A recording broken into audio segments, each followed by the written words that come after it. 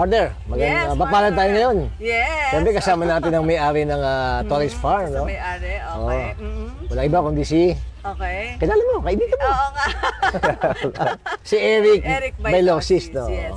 Hello, Eric. Hello, Eric. Hello, good morning. Thank you for visiting Yeah. Torres Farm and Resort. Yeah. Kasi maganda ng lugar, no? Hindi lang yun. Kasi marami tayong napapanood na babasa tungkol sa Torres Farm, no? Yes. Na hindi mo na kailangan lumabas ng bansa, kung wala kang pera, hindi mo na kailangan lumabas ng bansa, para makita mundo. Tama, oo. Dito lang sa Torres Farm, no, sa located sa Naik, Cavite, makikita mo na yung replica ng 33 countries sa buong mundo. Around the world in one day, Diba? Ang galing. Napakagandang idea, partner. Okay. Eric, paano nagsimula to? Well, actually, like siguro 7 years ago, actually I came from America. So 11 years ago, then bumalik na ako dito for an opportunity, business opportunity. Kasi napagod na din ako sa America, 11 years ako doon nagtrabaho as a waiter in a restaurant. Then sabi ko, I think hindi yun yung calling ko. I want to do something more. So I want to be a businessman. So I moved here noong 2012.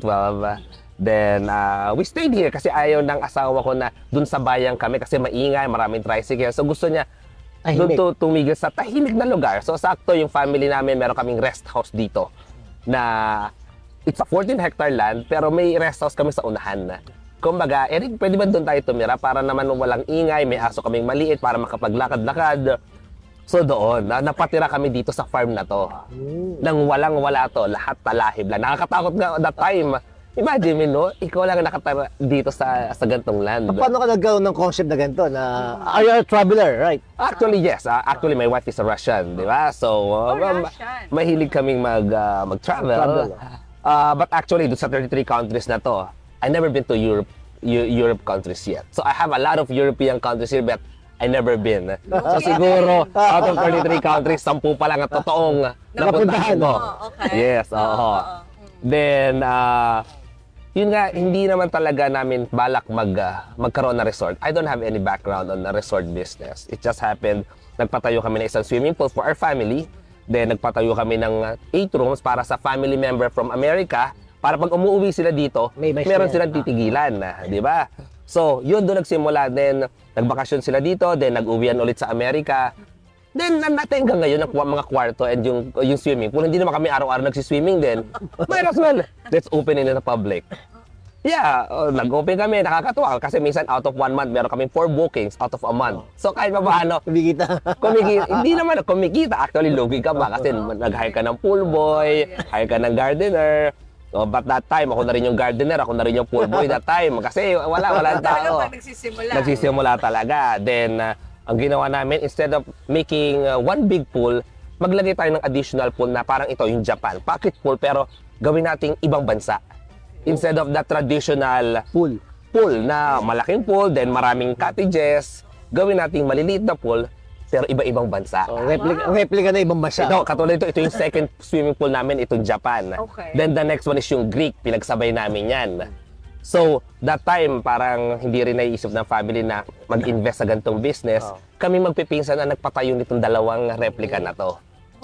Then, naging kasi may 3 bansa na ako, may Italy na ako, 3. Yun ay ginagamit to market. Yes, doon na nagsimula. Maraming mga artist na gusto mag-shooting dito. So doon, binibigay ko, sige, shooting kayo, libre, gano'n.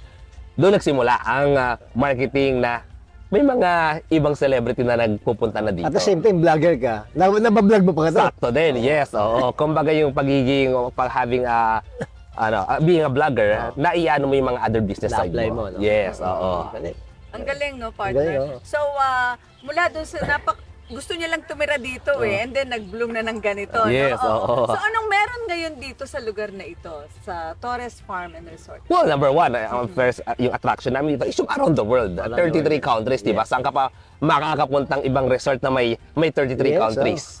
Di ba? Besides sa having a picture-taking mga replica namin, meron kami mga swimming pool, may accommodation kami, may restaurant kami. We have Amare, an Italian restaurant na very popular na rin dito sa Philippines. And we have like a team building activities na rin talaga dito. Gusto namin all-in-one ilagay na dito. So hopefully in 2 years maglalagay na ako ng mga rides. Ferris wheel or hopefully that time. Kasi So far, 7 hectares pala yung nagagawa. If mayroon pang another 7. 14 hectares na. 14, yes. Oo. So, marami pa improvements. Marami pa tayong idadagdag. Yes, oo. Sa consumer side, very affordable naman siguro to. Oh yes, 199 to tour around the world. Yes, oo. 'Di ba? Kumbaga, hindi kami nagtaas talaga. Arami na namin dinagdag, hindi namin itinaas yung presyo.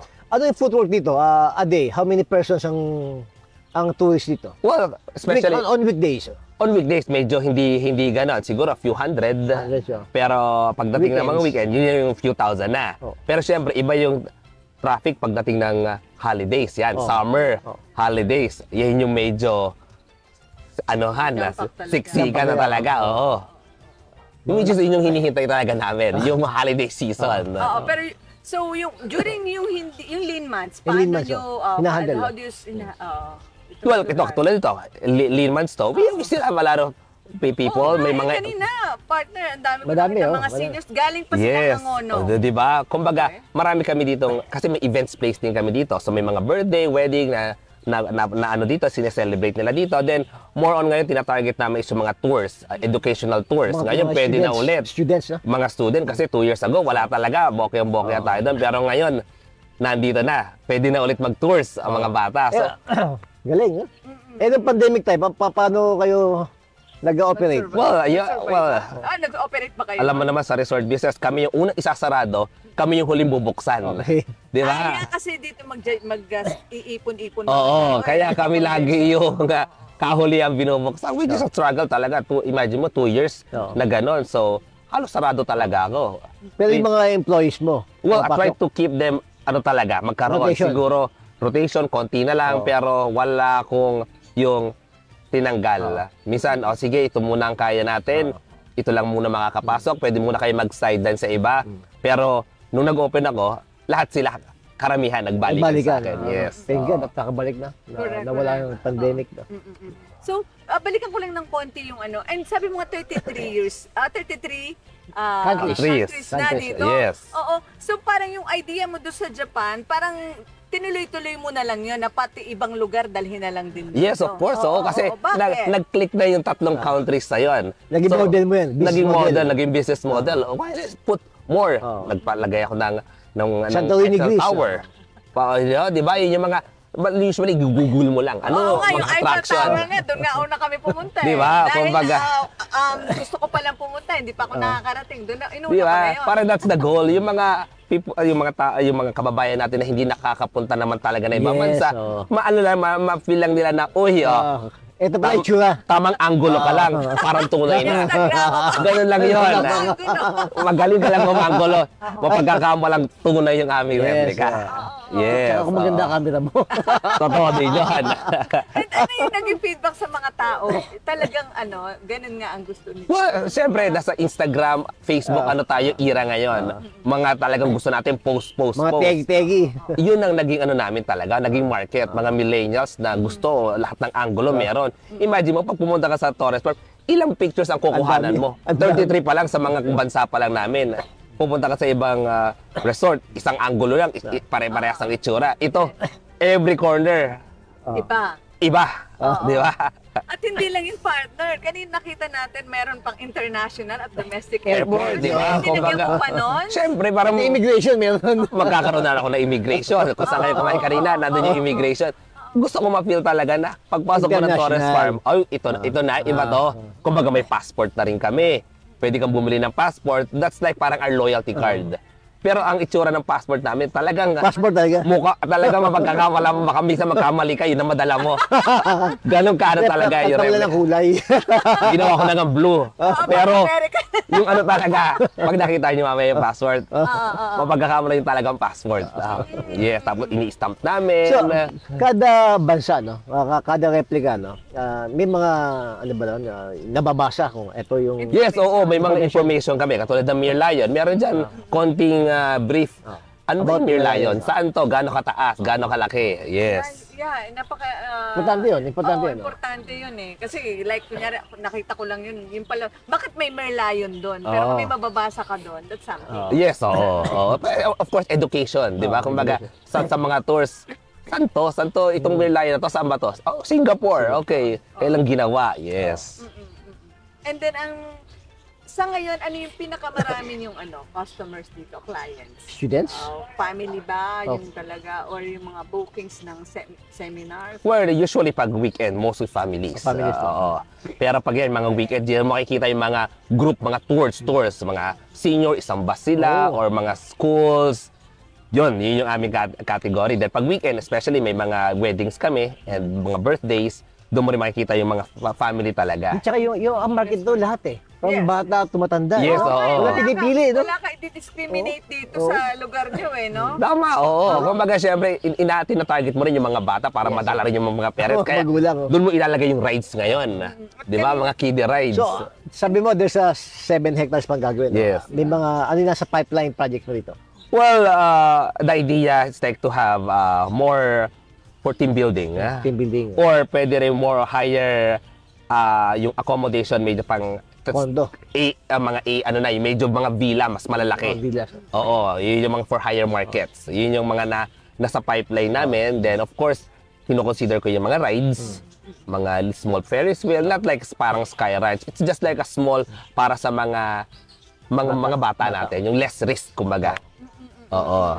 I see. So, ibig sabihin, ang dami pang dapat abangan Gawin, dito sa lugar. Oh yes, of course. Every year. Ang goal ko dati, every year, 5 countries a year ako. Ngayon. Oo.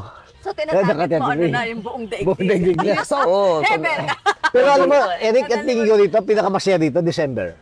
Ay, grabe. No? May mga Oo. mascots ka dito. Mag- Yung mga snow, yun. Nagre-rent talaga ako ng mga around 25 mascots talaga. Tapos marching band, continuous dance, Parang Disneyland, magician. parang Disneyland. No? Yun yung parang inaano natin. Kumbaga, kung mangungopia ka na lang, di ba? Hindi, kumopia ka na yung hanggang standard. Di ba? Hingitan mo pa. Mahirap higitan at Disneyland, pero might as well, di ba? Kumbaga dati masaya na ako, makilala lang ako dito sa barangay namin. Hanggang nakilala ako sa buong Naik. Hindi na naik. Ngayon, Abong grabe. Pilipinas na. Oo, kumbaga ngayon, ang goal ko, to know more outside the country. Mga balikbayan, dapat automatic, pag pupunta ng Pilipinas, stop by sa Torres Farm. Yes. Mas, sea, place. It's a must, yes. Oo. Dito sa Cavite. So nagsimula sa simpleng pangarap, ngayon, unti-unti nang lumalaki. Natutupad, And nakaka-amaze kasi nga ang gusto mo kasi to share yung yung beauty. nararanasan mo, Nakikita di ba? nila. So talagang kaya tuloy-tuloy kang binigyan ng wisdom ng Lord para Yes, talagang yes. ipalaganap yung mas pagandahin pa at mas Yes. ma-enjoy, Kasi no? din, nung nakita niya kasi yung... Actually, meron siyang business model Yes. Nagkaroon siya ng tatlo, di ba? Yes, Nakita oo. niya, yun yung business model na effective, nag-click, no? Yes, Kaya oo. lumaki. Oo. Yes. Sabi ko nga sayang kung may master plan kami, sana napagsama-sama ko yung Asian countries, European countries, yung parang sino talaga yung magkakatabi. Kasi minsan makikita mo, si Pyramid, katabi niya si Liberty. Diba? Sa likod niya si Great Wall of China. Para talagang ma-identify ng isang visitor kung paano yung setup mo. Yes, sa oo. loob, Hindi, no? yung sinabi niya, walang master plan Walang master plan. Kumbaga, uy, may pera. Uy, paggawa tayo ng ganito. Type ako sa Google, ano pwede kong gayahin. Ganun na nangyari. Kung ano nasa isip mo lang, no? Nasa isip lang, yes, oo. Pero naging ano ko rin dito is yung kung nakapunta na kayo sa Florida, yung Epcot Center. It's the same as like parang around the world siya. Parang yun yung naging parang nung pumunta ako doon, mas nagustuhan ko siya kaysa sa Disneyland or sa Universal Studio. So, yun yung parang gusto ko pati pagkain. Meron ako kung nasa Italy ka, dapat may Italian food talaga. Pati yung mga pananamit ng mga tao, parang nasa Italy, yung mga ano ko. Kaya actually sa airport ko, lalagyan ko na ng stewardess, mga kapitan, ang itsura nila. Wow, Pag nag-check-in ka, stewardess yung mag-entertain sa'yo. Yes, pinapahiyan ko na sila ng mga damit. Oo. Galing, no? Okay. So nabanggit mo na yung next pa na gagawin ninyo and meron pa bang iba na hindi ka pa nasabi doon na mas gusto mong i-achieve? Well, ano ba yan? In the next 5 years ba yan? Or in the next 3 years? Siguro, in the next years, makikita nyo na kung hanggang saan yung expansion namin. Kung continuous ang support ng tao sa Torres Farm, of course, that's the idea. Ano pa ba ang kulang namin? Ano pa ba yung kailangan? Ano yung hinahanap ng tao? Laging doon ka magbe-base. Ano ba yung hinahanap ng tao? O yun, rides. O sige, i-consider natin yung rides. Ayun. So based dun sa facts ninyo ngayon, is it growing talaga, dumadagsa? Bukod sa dahil nga natapos yung pandemic, nakulong ang mga tao, and then gusto lumabas, pero growing talaga yung ano. Actually, after the pandemic, boom! Nag-boom na. Talagang init na init ang mga taong magsilabasan. Ramdam na ramdam mo talaga yung ano nila, excitement. Pero Eric, namit mo yung target, no? Yung target nyo na yung dami ng tao, no? Namit yun na, no? Yes, of course, oo. Kumbaga, kahit pa paano, yung kinikita namin, yun na lang yung pinampapagawa namin. Wala na lumalabas na investment sa mga... Self-sustaining. Actually, nakikipag-usap pa kayo sa mga, may mga gusto pa ba sila na wala sa plan nyo pero gagawin nyo? May mga comments, parang ano. Yes, oo. Ako, napakahilig ko magbasa ng comment. Doon ako nagkakaroon ng idea. Ano pa ba ang kailangan ko ilagay? Minsan may ibang bansang hindi ko alam. Pag may nakita ako sa comment, uy, iaano ko ngayon, hahanapin ko. Sige, ito ang ipagawa natin. Yung concept mo ngayon, no? Yes, oo. Mag-agree naman yung mga arkitekto, kaya nila i-concept agad. Bigyan mo ng picture, gawa mo ako ng concept na ganan. Santorini, Greece, Santorini. Di ba? Oh, yes, oo. And sense mo ngayon sa kanila, talagang mahilig ang mga Pinoy lumabas kahit... Uy, oo, makikita mo talaga yung excitement talaga yung minsan comparison, minsan nakakatawa nga, uy, para talaga nandun ako sa ganitong lugar. Kumbaga, di ba, na-achieve mo yung purpose. No. Which is yun naman talaga yung purpose. Maramdaman nila na nasa ibang bansa ako. Saka pati yung pagiging tourist naman, no? Kahit gumagas tayo, pero nakakakuha tayo ng knowledge yan. Yeah, information. Information, natututo tayo. Oo, correct ka dyan. Kaya, hindi nakakahinayang pumunta sa mga ibang lugar, ibang bansa. Yes. At talaga kahit gumastos ka ay sulit. Oo, ayan. Yes, so, oo. Naku, napahaba na dito tayo, partner. Yung ating director, kinakawayan na tayo. So, hindi. Eric, please invite the audience from Luzon, Visayas, Mindanao na pumunta dito sa farm mo. Yes, of course. I am inviting everyone dito sa Torres Farm and Resort, the happiest place in Cavite. Makakapag around the world ka in just one day. Then, mura lang yung aming entrance, 199 lang. Makikita mo na yung 33 attraction namin. Yes. Dito lang yan sa Naik, Cavite. Torres Farm and Resort, the happiest place in Cavite. Yes. Partner, happiest place in Cavite. So talagang mapalad tayo, nakarating tayo dito. So, At yeah. ngayon, masaya tayo. Yes, siyempre. At birthday Siyempre, pa. birthday niya. Uy, happy birthday, happy birthday. Oo nga, tinapat ko dito. Oo, di ba? The happiest place. Yes. Inay Cavite. Ayan, so... Nothing nakaito. I think the whole Cavite. The whole Cavite, no, yes. Cavite, Oo. kasi wala naman itong... At saka, well, hindi naman para bulahin or what. Pero ito lang, sa buong Pilipinas, kailang may ganito. At makikita mo yung 33 yan. Meron kaming kinda nasa Bohol naman. Okay. Meron ganun din silang around the world. Pero we have the bigger land, so we have the more replica na nagawa. Pero halos sabay kami nag-open nun. Yes. Ano naman yun, napakaganda naman yun eh. Kasi like yun, tatawid ka pa ng eroplano papunta to go there. Yes, diba? oo. So at least ma-accommodate dito yung mga taga dito. Yes, oo. Ang tawag doon, domestic economy. Domestic economy, no? Okay, Yeah, domestic economy. Siyempre, Yes, hindi mo na kailangan lumabas pa ng bansa, no? So partner, at ilang oras tayo bago nakarating galing Manila? Almost 2 hours. Almost 2 Kasi may mga traffic. May mga traffic, yes. So, walang traffic, walang hapon. pag walang traffic, paano pumunta rito ba? Kuya, kasi katabi lang naman kami ng kung nasa galing kang Manila, through Cavitex lang. Cavitex. Dire-diretso na yon. Oo. Ang tumpok mo na, Naik. At may mga sign naman doon, where to go if na para sa Torres Paano Farm. kung wala silang sariling sasakyan? May accessible din ang lugar? Yeah, of course. Yung parang bus, yung sa, ano ba tawag doon? Bus, mayroon mga saulog, diretso yun sa Naik. Oo, basta sabihin lang Naik, Cavite. Pag nasa Naik na sila, tanong lang, asan ang Torres Farm? Yes. Partner, yung page nila. Sige, invite mo na ang ating mga viewers. Yung FB page nyo. Yes, actually, you can check our website, Torres Farm and Resort. Then meron din kaming Facebook page where you can see kung ano yung mga promo namin for that week or kung gusto nyo magpa-reserve for a room accommodation. Doon na rin, may yung mga mga staff are very happy to accommodate you guys. Then of course, you can follow my YouTube page by Lost Squad. Fini-feature ko din doon yung mga ano meron dito sa Torres Farm. Yes, oo. Thank you, Eric. Thank you, Eric. Thank you, Eric. Alam mo, totoo yung sinabi ni Eric, narinig ko. Kasi alam mo, pagtawag lang natin sa kanila, wala silang hininging mga requirements. Very accommodating. Oo, usually hihingan Very naman, warm. oo. Very warm ng mga employees. Ramdam na ramdam ang pagiging... Pagtanggap sa atin. Yes, ang Yun. pagiging hospitable ng mga Pinoy. Oo. Yes. And natutuwa kami sa ganung gesture. Ayun. Yes, Eric. Thank you so much, Eric. Thank you for Thank you so much. for visiting Torres Ayan. Farm. Thank you. Babalik kami. Of course, dapat lang. Okay. So there you have it, partner.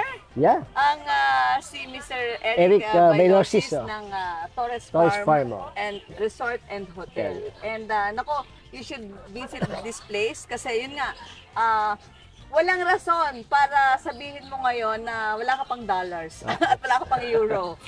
Dahil kahit Dito lang. pesos, Dito lang makakarating ka na sa Yes, 33. Bansa. So, partner, nag-enjoy ka ba sa loob? Super enjoy, oh. Tsaka ito po, ini-invite ko kayo, no? Hindi naman lahat ng tao ay maraming pera, di ba? Ito pwede sa less fortunate, no? Yes, of course. Sa halagang 199 pesos, ang entrance dito, makikita mo na ang 33 countries Yes. dito sa loob ng The Torres Farm Hotel and Resort. Ayan. Opo. At again, yun nga po, this is very accessible. Hindi nyo kailangan problemahin yung Transportation. wala kayong sariling sasakyan, transportation. Okay?